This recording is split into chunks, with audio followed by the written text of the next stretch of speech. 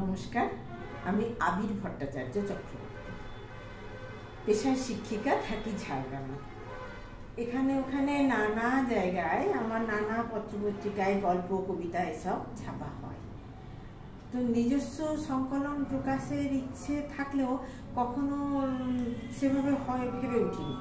সম্প্রতি পালক পুস্তক বিক্রেতার সঙ্গে আমার হৃদ্যতা হয়, আলাপ হয়।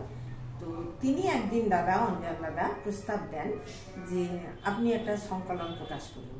তো আমি আমার দ্বিধার কথা জানাই যে কলকাতা থেকে অনেক দূরে থাকি, কিভাবে কি করতে হয় জানি না, এডিটি বা কে করবে কি ব্যাপার। তো উনি বলেন যে দাদা বলে ডেকেছেন যখন, দায়িত্ব নিচ্ছি আমি। তো সেই মতো কথা এগোয়। আমি ওনাকে পাণ্ডুলিপি পাঠাই 12টি গল্পের সংকলন। তো তারপর থেকে ক্রমাগত আমাকে কোনো দায়িত্বই নিতে হয়নি।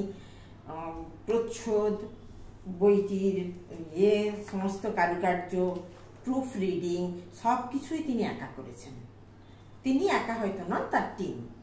তো অবশেষে গত বইমেলায় আমি আমার এই অক্ষর সন্তানটিকে প্রথম হাতে দেখি এবং আমি স্বীকার করতে বাধ্য হচ্ছি যে আমাকে মুগ্ধ করেছে।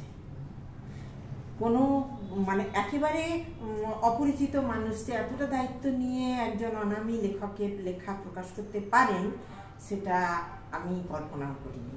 এবং আমার বন্ধু বান্ধব যারা এই বইটি পড়েছেন তারা প্রত্যেকেই বলেছেন একটি বানানো ভুল নেই, পাতার কোয়ালিটিও যথেষ্ট সুন্দর, আর প্রচ্ছদ তো দেখছেনই যথেষ্ট সুন্দর, সমস্ত কিছুতেই অত্যন্ত যত্নের ছাপ।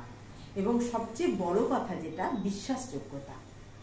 তিনি কিন্তু যে কথা দিয়েছিলেন একবারও কথার খেলাপ করেননি। তো আমার প্রথম যাত্রাপথটি ভীষণ সুখের। আমি আগামীর নতুন লেখকদের সবাইকেই বলবো আপনারা স্বচ্ছন্দে ভরসা করতে পারেন এনাদের সঙ্গে।